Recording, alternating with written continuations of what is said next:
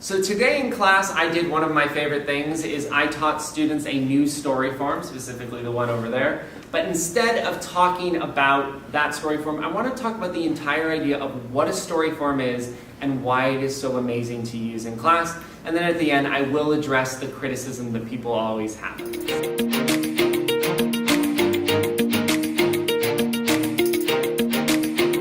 So first of all, what's a story form? A story form is a predetermined structure for where you fill in parts of information. And it can be something that's really story-like here's the Pixar Disney story spine, or it can be more about logic, which we'll get to in a second. And it's a fill-in-the-blank, Mad Lib style thing, especially when you're doing the shorter versions of it, which are wonderful to do in class because the students can all do them, iterate on them, and then present creative, wonderful things in class.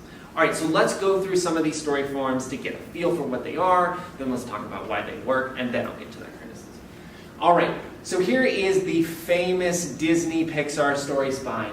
Once there was a blank, every day blank, until one day blank, and because of that blank, until finally blank, and then the blank was never the same. My students use this in class, and they create amazing, wonderful things. A story about once there was a light bulb who always thought he was too dim, until finally he becomes a part of a famous photo lab, and the world was never the same by the way that he helps develop a famous photo. Or a more intense one maybe is about a robot who is created to save all of humanity, but then his creator dies and the robot goes on a quest to avenge his creator's death, but then learns about humanity in doing that, and through that actually saves humanity. So, moving from stories to maybe the most hardest turn we could do possible, but still staying in that story form. Here's just, you're directly using a term or a concept you've learned in class to apply to an idea. The famous thing I always talk about, goal, define, apply. So, you might have a goal, connect with your consumers more, define identity marketing, explain which subset of identity marketing you're using, and then apply it specifically to the business. Here's a but actually statement, a great way to either clarify information or just make sure that people understand why what you are saying is smart or valuable.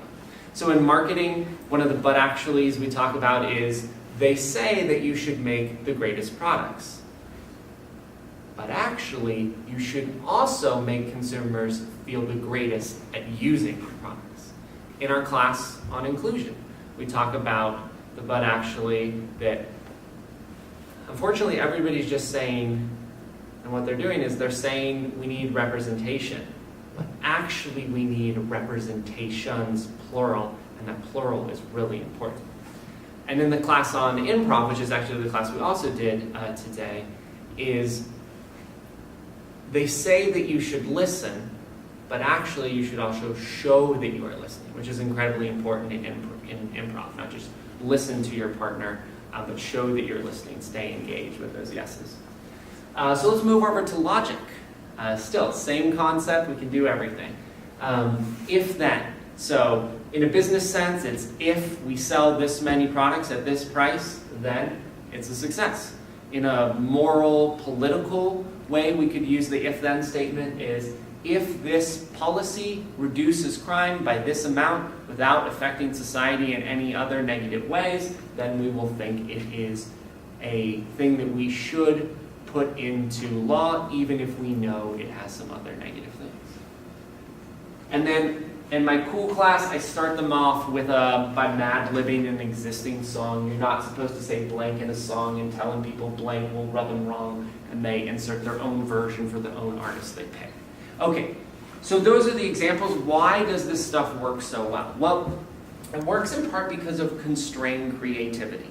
So constrained creativity being the idea that people are often the most creative when they have a little bit of constraint to them. It is also great to use in a class because it's short, right? So all my students can deliver a wonderful define apply in class, and then I can make students the stars of class, which I always love doing.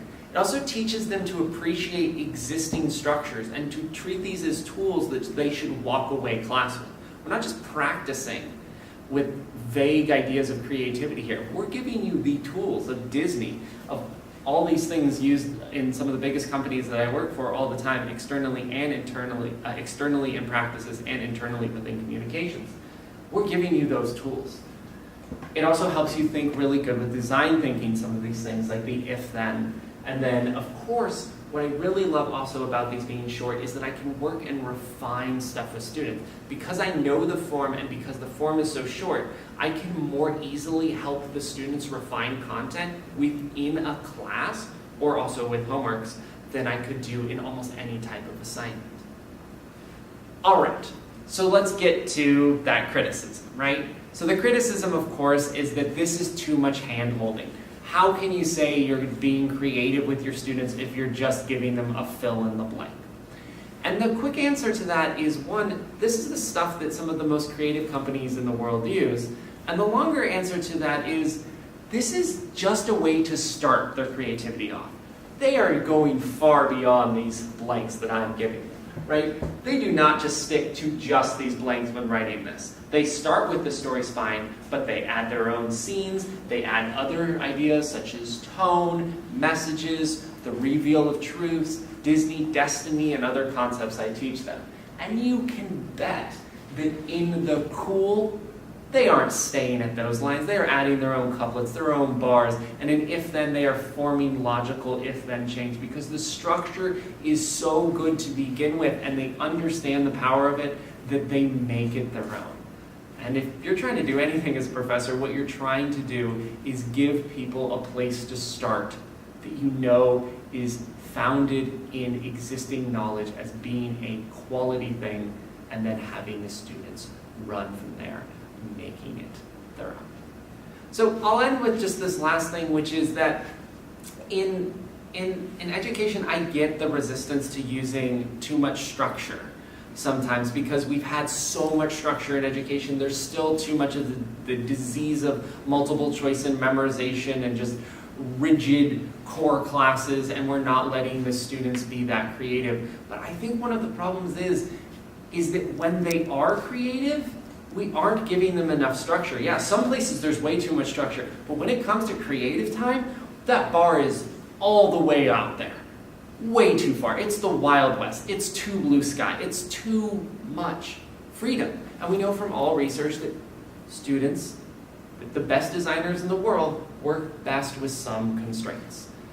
And so that's why we want to give them the story forms. Because we know that this is the way that leads to true creative content. It gets them to respect existing ideas and structure, and it lets them leave this space, not just having practiced some creative blue sky thinking, not just letting themselves think of stuff, but practicing with the tools and now having those tools in their tool belt that some of the most creative people in the world are using. And so my students and your students can walk into the world well-equipped and well-practiced if you give them some story forms. I'm Professor Troy Campbell, and in many days of class, and definitely today in class, this is what we do. Exactly. And he was always a big dreamer. So what have I done with my life? I've been sleeping my life away, and he conceives a family that he's always dreamed of. Well, you're not supposed to scream in a song, and breaking your own norm can rub him wrong. Well, he's not supposed to say him in a love song, and saying you're broken doesn't seem strong. It ain't him to sing about sweet tea, ribs on the queue, or wearing boots, not shoes. But we like to. Yeah, this is country music, and we do.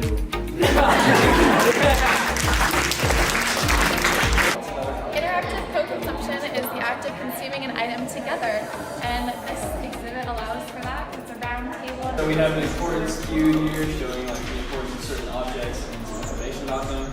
We thought that Nike could implement something like this in their stores. So you could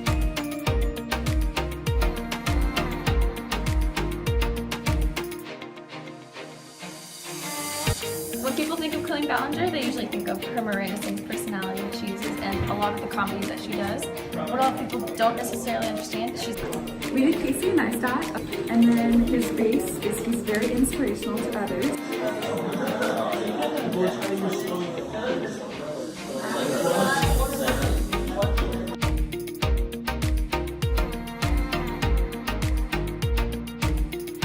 those up.